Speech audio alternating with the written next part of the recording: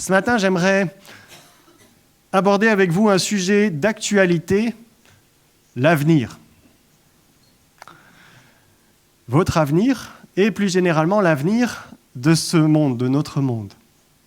Alors, je ne vais pas me lancer dans des prédictions, mais j'aimerais simplement voir avec vous ce que la Bible dit sur notre avenir et l'avenir de ce monde, ce qu'on appelle en général en tant que chrétien l'espérance chrétienne. L'espérance sur la finalité de notre monde et de notre vie. De tout temps, en tant qu'être humain, on a cherché à connaître l'avenir ou à imaginer l'avenir. Certains vont voir des astrologues, d'autres consultent leurs voyants, d'autres encore se passionnent pour les prévisions météo. Et l'être humain aimerait tellement savoir ce qu'il attend demain. Et de façon plus générale, on peut se poser la question aussi de ce qui attend notre monde. Aujourd'hui, on s'inquiète beaucoup de voir le climat, on s'inquiète face aux guerres, est-ce qu'il y aura une troisième guerre mondiale ? Et en tant que chrétien, on a aussi des interrogations par rapport à ce que nous dit la Bible, par rapport à la fin de ce monde, par rapport au retour de Jésus.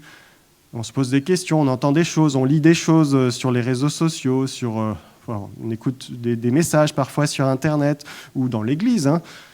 Est-ce qu'on doit s'attendre à des tribulations, à des persécutions ? Et on peut se poser des questions. Est-ce que Jésus va bientôt revenir ? Est-ce que les conflits actuels sont les signes de la fin des temps ? Est-ce que les choses vont aller de pire en pire ? Est-ce qu'il va y avoir la troisième guerre mondiale ? Est-ce que l'Antichrist est déjà arrivé ?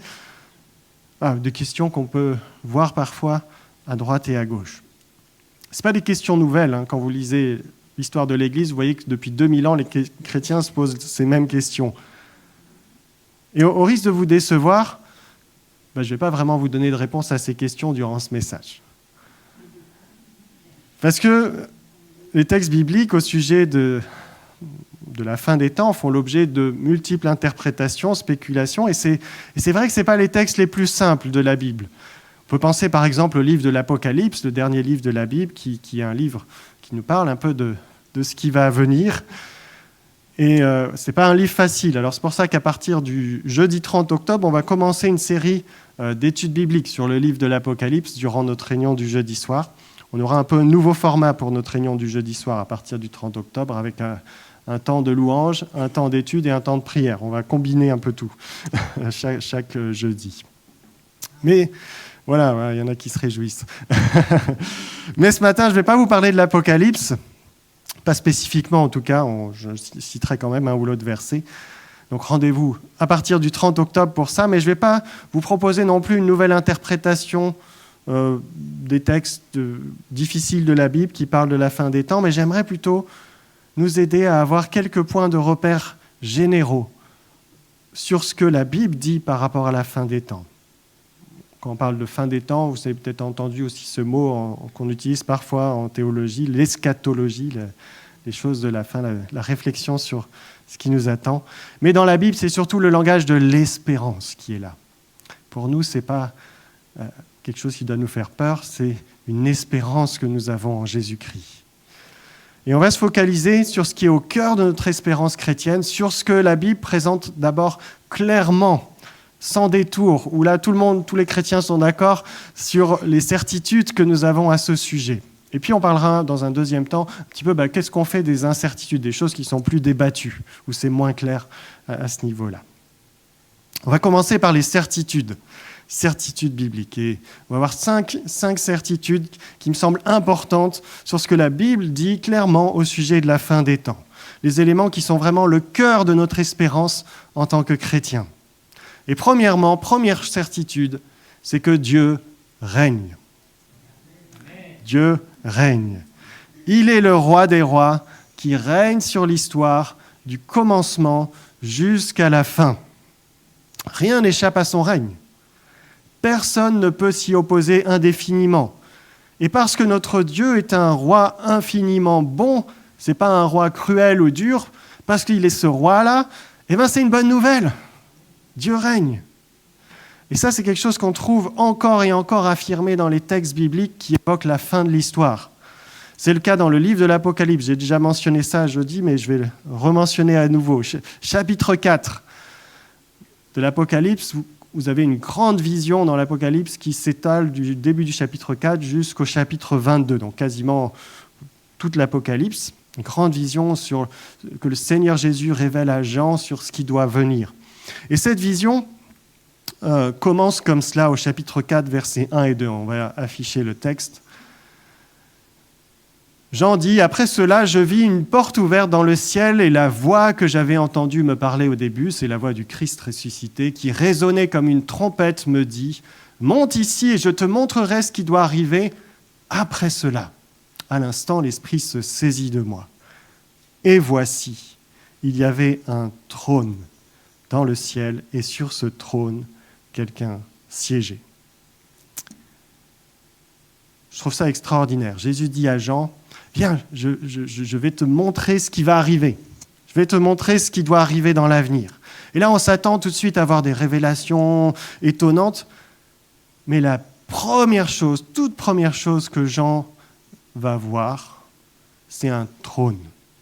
Littéralement, le texte dit « Et voici un trône. » Un trône dans le ciel. Et quelqu'un qui siège sur le trône. Le trône, c'est le siège du roi. Hein, c'est le siège du roi. Il y a un roi qui siège dans le ciel. Et au-delà des tumultes de ce monde, il y a un roi qui siège dans le ciel.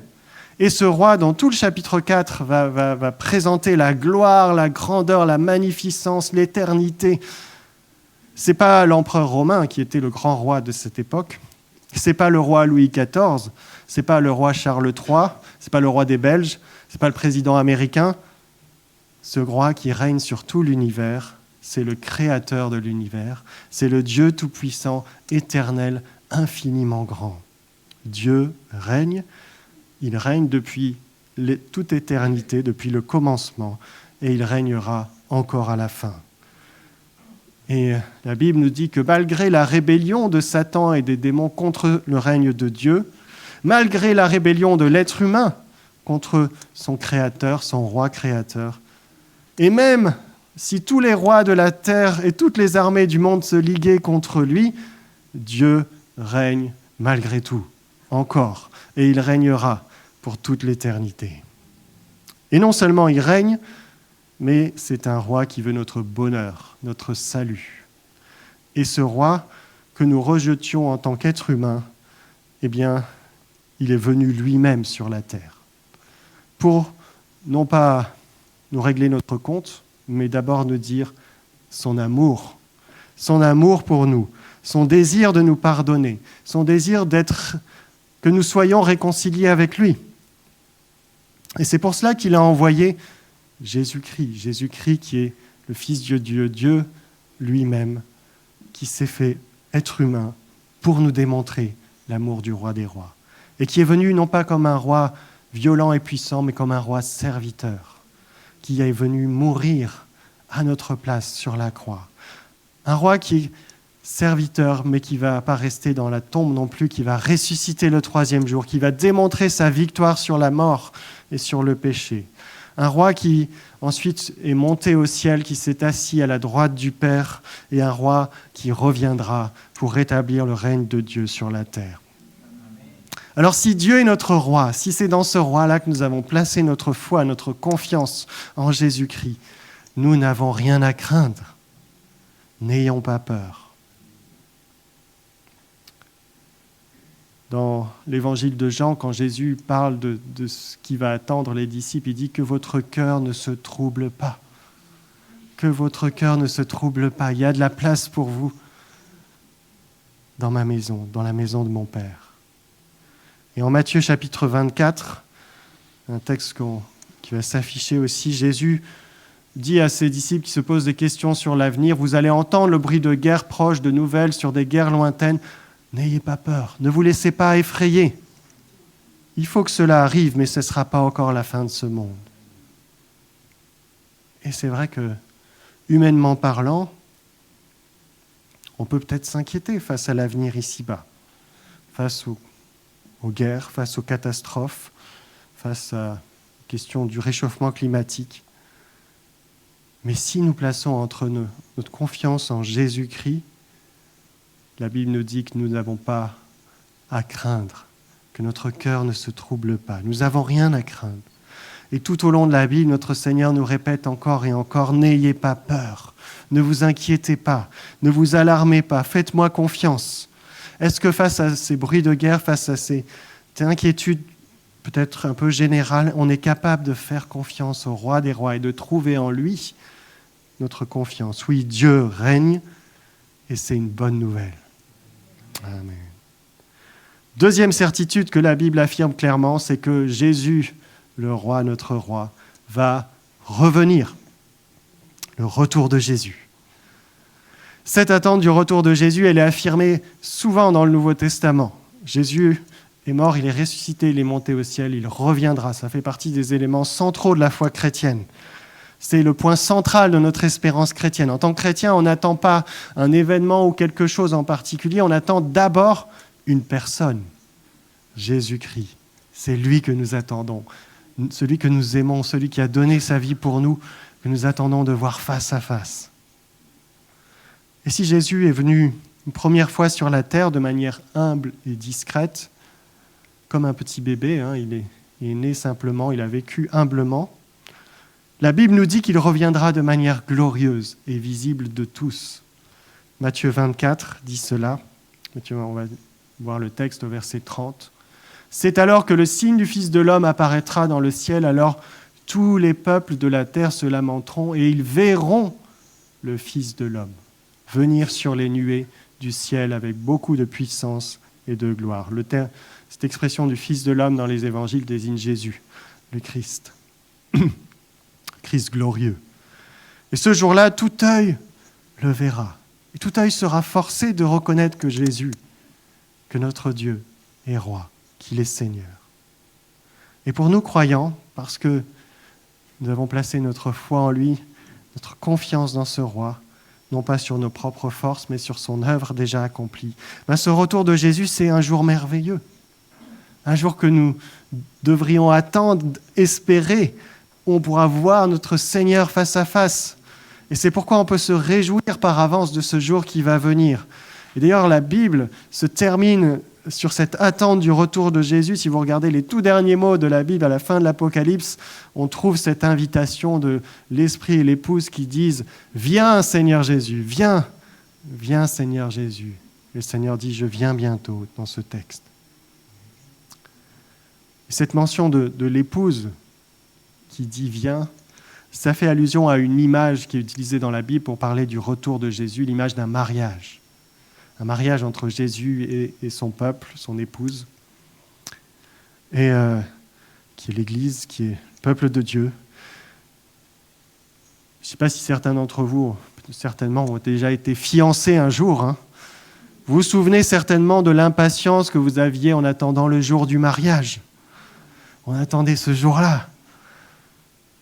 Est-ce qu'on est dans cette même attente, comme des fiancés qui attendent la venue du Christ, avec impatience,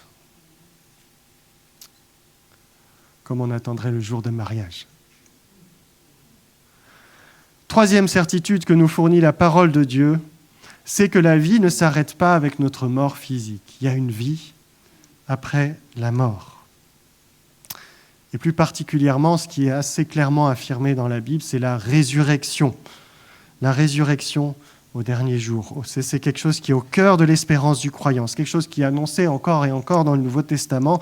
Un jour, nous ressusciterons avec un corps entièrement renouvelé, un corps sans arthrose, sans défaillance, sans trou de mémoire, sans mal de dos, sans Covid. C'est le rêve, n'est-ce pas, Et d'après la Bible, cette résurrection dans ce corps renouvelé, ce corps qui est d'une manière à la fois dans la continuité de notre corps actuel et un peu différent aussi, ça se produira à la fin des temps, en lien avec le retour de Jésus, avec son jugement, après le jugement, en lien avec le jugement dernier aussi. Parce que notre roi ne souhaite pas régner sur un royaume de mort, mais de vivants. Et pas juste des âmes qui planent dans le ciel ou dans le vide intersidéral, des hommes et des femmes avec un corps pour le louer, pour le servir, pour l'adorer, pour vivre ce bonheur dans la présence du Créateur pour lequel il nous a créés. Et si la résurrection se produit à la fin des temps, d'autres passages de la Bible évoquent aussi le fait, là c'est un aspect peut-être moins clairement affirmé, mais qui semble quand même quelque chose qu'on trouve dans la Bible, que les croyants, dès leur mort, avant même que Jésus soit revenu, Jésus n'est pas encore revenu, dès leur mort sont dans la présence du Christ. Ce que les théologiens appellent parfois l'état intermédiaire. Et ça se laisse entrevoir, par exemple, dans un passage où Jésus dit au brigand sur la croix qui est à côté de lui, « Aujourd'hui même, tu seras avec moi dans le paradis. » Ou lorsque Paul dit, « Je désire m'en aller pour être avec Christ. » Il parle de sa mort. Et il dit, voilà, mais bon, je sais que j'ai encore du boulot ici. Toutefois, la Bible ne nous dit pas beaucoup plus de choses sur cet état intermédiaire. Qu'est-ce qui se passe exactement pendant ce temps-là? Mais ce qui est central dans la Bible, que ce soit d'ailleurs même pour la résurrection finale, l'état final, sur comment on sera exactement, est-ce que parfois on se pose des questions, est-ce qu'on reconnaîtra nos proches, etc.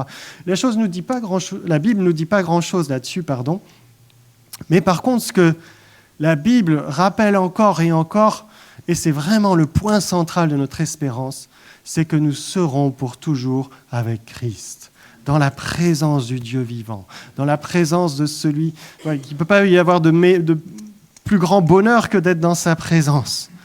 Et quelle que soit la façon exacte dont ça va se passer, c'est ça qui est au cœur de notre espérance. La définition même du paradis selon la Bible, c'est d'être dans la présence du Christ, la présence du Dieu vivant. Quatrième certitude en rapport aux événements de la fin des temps, qui revient fréquemment dans le texte biblique, c'est le jugement dernier. La justice sera faite. Face aux injustices de ce monde, face à ceux qui semblent impunis pour le mal qu'ils font, nous avons une espérance. Un jour, tout être humain comparaîtra devant le divin juge. Parce que notre Dieu est un roi parfaitement juste, et l'injustice ne peut pas prévaloir sur son règne. Hébreux 9, verset 27 nous dit qu'il est donné à chaque homme de mourir une seule fois, après quoi vient le jugement. Et de nombreux textes expliquent qu'au jour du jugement, chaque homme sera jugé selon ses œuvres, même pour les chrétiens. Un texte de Paul dit « Car nous devons tous comparaître devant le Christ pour être jugés par lui, alors chacun recevra ce qui lui revient, selon ce qu'il aura fait en bien ou en mal durant sa vie terrestre. » Il y aura une justice à la fin des temps. C'est quelque chose qui revient très souvent dans la Bible, le jugement dernier. Mais en ce qui concerne le salut, il nous est également expliqué que face au jugement de Dieu, nous méritons tous l'enfer éternel, puisque nous sommes tous coupables, tous pécheurs. Personne ne mérite de vivre l'éternité dans la présence d'un Dieu parfait et totalement saint. Et c'est pourquoi Dieu a envoyé Jésus-Christ, pour prendre sur lui notre condamnation, la condamnation que moi je mérite. Et en tant que chrétiens, nous avons cette certitude, si nous plaçons notre foi en Jésus-Christ, que nous sommes acquittés de cette condamnation que nous méritions. Je sais qu'en Jésus-Christ, c'est Dieu lui-même qui m'a fait justice, qui m'a justifié. Autrement dit, alors que nous sommes coupables, Dieu nous a déclarés justes à cause de ce que Christ a accompli. Et nous pouvons donc faire face à ce jugement avec une pleine assurance. Non pas de ce qu'on serait bon ou meilleur, mais de ce que notre vie s'appuie sur l'œuvre accomplie une fois pour toutes en Jésus-Christ. De ce que rien ne peut nous séparer de l'amour de Dieu, comme dit aussi l'apôtre Paul au Romains chapitre 8. Voilà, mais il y aura une justice, et c'est une bonne nouvelle. Cinquième certitude que nous présente clairement la parole de Dieu, c'est la nouvelle création, ou le nouveau cieux, la nouvelle terre, le renouvellement de toutes choses à la fin des temps. La fin de l'Apocalypse se termine sur cette description de la réalité finale, éternelle, celle qui nous attend à notre univers, après que le Seigneur ait détruit Satan, après Satan qui est l'ennemi de Dieu, après avoir réduit la mort à néant, après avoir évacué le péché de la surface de la création, notre Dieu vient renouveler la terre et les cieux. et il vient régner sur une nouvelle terre, sur une terre renouvelée pour toute l'éternité. La réalité finale qui nous attend, si nous reconnaissons Jésus comme notre roi, c'est donc une vie dans une merveilleuse création. Pas juste en train de planer dans le ciel. On sera sur quelque chose qui ressemble, mais que pour le meilleur, à la création actuelle. Une nouvelle création qui est décrite dans l'Apocalypse avec des images vraiment magnifiques. On a cette image d'une cité extraordinairement grande, entièrement faite d'or, de pierres précieuses, ou bien cette image d'un jardin extraordinaire qui ressemble au jardin d'Éden, qui était le plan de Dieu initial. Et quand nos enfants étaient bien plus jeunes, on avait une Bible illustrée qu'on lisait avec eux en famille. Quand ils étaient petits, vraiment, il y a bien longtemps. Et pour ce passage de la Bible, dans cette Bible, il y avait une très belle image qui illustrait cette nouvelle Jérusalem. Et c'était tellement beau que notre fils Ethan, qui était, je ne sais pas quel âge il avait à l'époque, 5 ans peut-être, il avait dit un jour, vivement que Jésus revienne, ça sera trop super. Et c'est bien vrai. Ce qui nous attend, ça sera trop super. Parce qu'au-delà des belles images, ce qui nous est promis, c'est surtout une éternité dans la présence de notre Dieu, lui qui donne la vie en abondance auprès de notre roi. Plus de souffrance, plus de deuil, plus de conflits, plus de maladies. Voilà ce qui nous attend. Amen. J'espère que ça vous réjouit ce matin, ces certitudes que nous avons, qui sont affirmées clairement concernant notre avenir et l'avenir de ce monde. Ça, c'est notre espérance en tant que chrétiens. C'est le cœur de notre espérance. Et c'est réjouissant. Si nous plaçons notre foi en Jésus-Christ, on n'a absolument rien à craindre de l'avenir. Que ce soit sur cette terre, que ce soit dans l'au-delà, que ce soit dans l'éternité, on a un avenir fait d'espérance. Pour le chrétien qui place sa foi dans le roi Jésus-Christ, la fin du monde, le retour de Jésus, c'est une bonne nouvelle. Il n'y a pas de film catastrophe avec nous. Et ça devrait être un sujet de réjouissance, un sujet qui nous aide aussi à traverser les temps plus difficiles. Alors réjouissons-nous, Jésus va revenir et c'est une grande et belle nouvelle. Amen. Voilà les certitudes, et je pense que c'est bien de les garder en mémoire. Maintenant, on pourrait se poser la question, mais que faire des sujets plus discutés, on va dire, ou des incertitudes ? Que faire des incertitudes ? Parce que c'est vrai qu'à côté de ces certitudes majeures, sur lesquelles les chrétiens sont généralement tous d'accord, en tout cas ceux qui placent la foi dans ce que dit la Bible, il existe des débats en ce qui concerne peut-être la manière plus précise dont se déroulera la fin des temps. Comment est-ce que ces différents éléments qu'on a évoqués vont s'enchaîner aussi ? Et parmi les chrétiens qui prennent au sérieux les textes de la Bible, il y a une diversité d'opinions. Il faut le savoir concernant la manière d'interpréter, de rassembler ces textes sur la fin des temps. Pour certains, Jésus va d'abord revenir enlever son Église, puis il y aura une période de tribulation de 7 ans pour ceux qui restent sur la terre, et ensuite Christ viendra instaurer son règne sur terre pendant 1000 ans, après quoi seulement aura lieu le jugement dernier et la fin, la nouvelle création. Pour d'autres, il n'y a pas de période de 1000 ans qu'on doit attendre, ni de grande tribulation. Le retour de Jésus marquera simplement la fin, la résurrection, le jugement dernier et la nouvelle création. Pour certains, les catastrophes, les guerres, les persécutions devraient se multiplier jusqu'au retour de Jésus ou vers la fin des temps. Pour d'autres, à l'inverse, ou parfois de manière complémentaire, le royaume de Dieu doit se manifester de plus en plus visiblement sur terre jusqu'à ce que revienne Jésus-Christ. Pour certains, Israël va jouer un rôle central dans les temps de la fin, pour d'autres, pas forcément. On n'est pas aussi sûr. En tout cas, et encore une fois, tout ce que je vous dis là, c'est des personnes qui aiment la Bible, qui la lisent, qui la chérissent.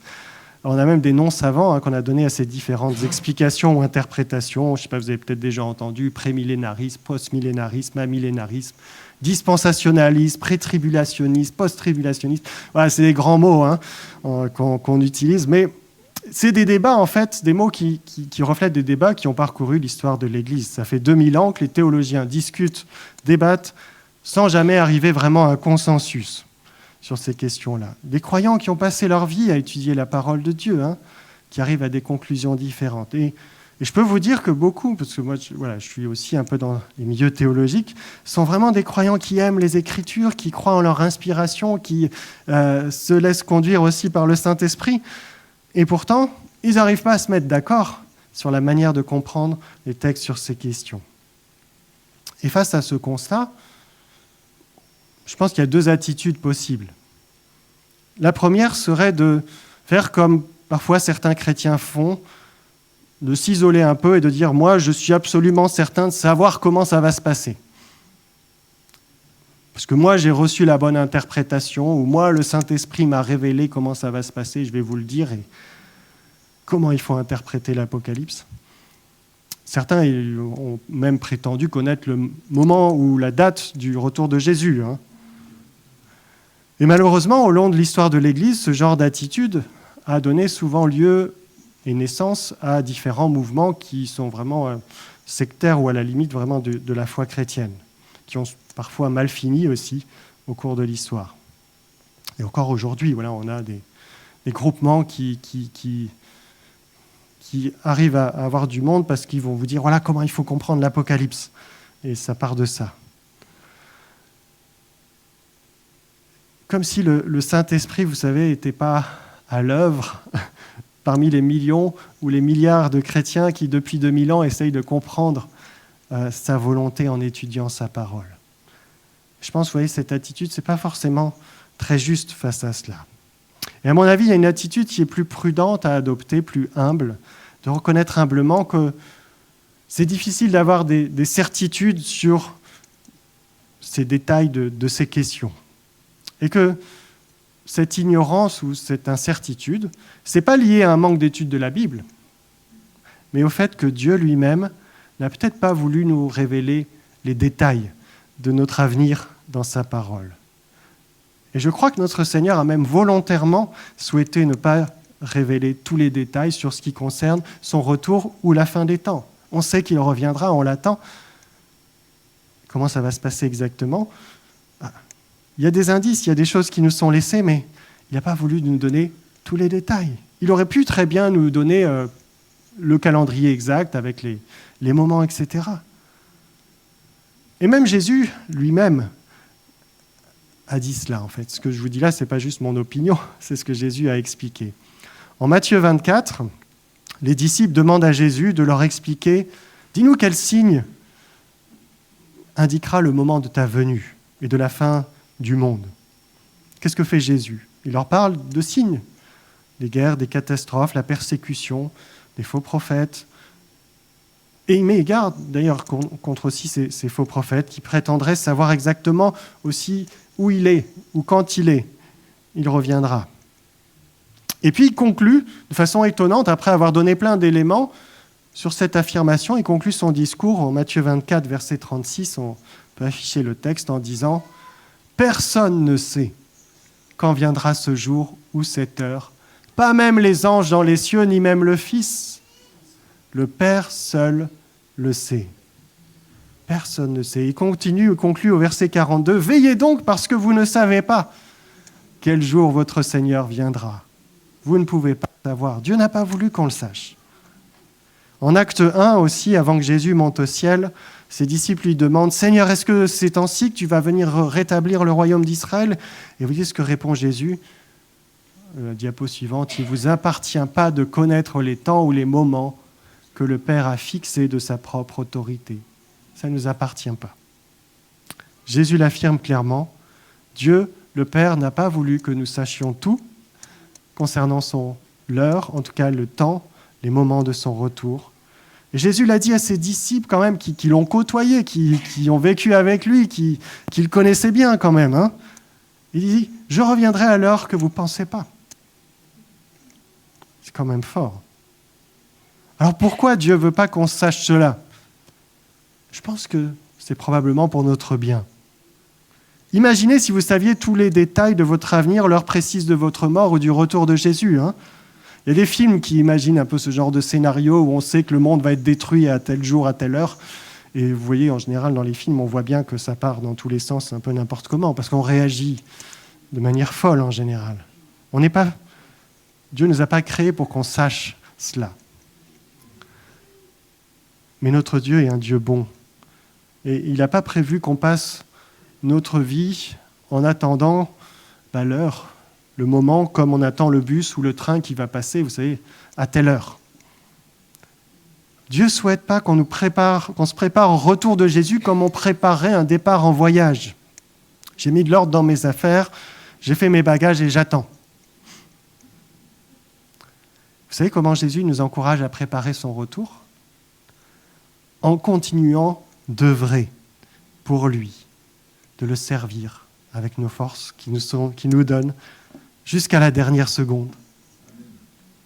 Et ça, c'est le message principal de plusieurs paraboles que Jésus va donner juste après ce discours sur la fin des temps dans les évangiles, en particulier au Matthieu chapitre 24-25. Juste après avoir dit « Tenez-vous prêts, car le Fils de l'homme viendra quand vous ne pensez pas », Jésus enchaîne, verset suivant, avec cette parabole en Matthieu 24. On va afficher le texte, verset 45. « Quel est donc le serviteur fidèle et intelligent ? En voici un que son maître a chargé de prendre soin des autres serviteurs pour leur donner leur nourriture au moment voulu. Heureux ce serviteur si le maître à son retour chez lui le trouve occupé à ce travail. » Puis ensuite, on a la parabole, au chapitre suivant, on a la parabole des talents.